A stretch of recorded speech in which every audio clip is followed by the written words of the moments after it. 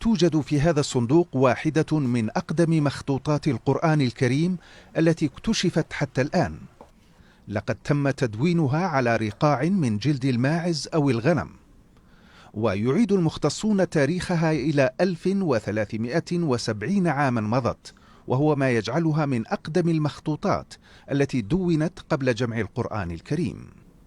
هذه النسخة التي هي أمامي ظلت طي النسيان هنا في جامعة برمنغهام دون أن يعلم أحد عمرها الحقيقي، إلى أن قامت إحدى الباحثات بإجراء فحص دقيق عليها.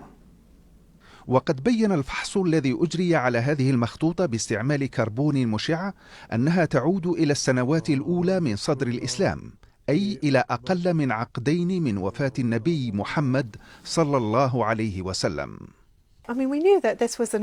كنا نعلم أن هذه النسخة من القرآن قديمة، لكننا لم نكن نتوقع أنها من أقدم النسخ وأنها تزامنت مع حياة الرسول محمد، وهو ما يجعلها ذات أهمية كبيرة للتراث الإسلامي. ويرجح الأكاديميون أن يكون كاتب هذه المخطوطة من صحابة الرسول الكريم أو ممن عاصروه. إذا كان تاريخ هذه المخطوطة صحيحا، فإن الشخص الذي كتب هذه النسخة من القرآن على الأغلب أنه كان يعرف النبي محمدا، وربما شاهده يتلو الآيات في المدينة، وربما كان مقربا منه، وهذا الذي يستحضره هذا المخطوط. استبشر المسلمون في برمنغهام خيرا باكتشاف هذا الكنز في مكتبة الجامعة.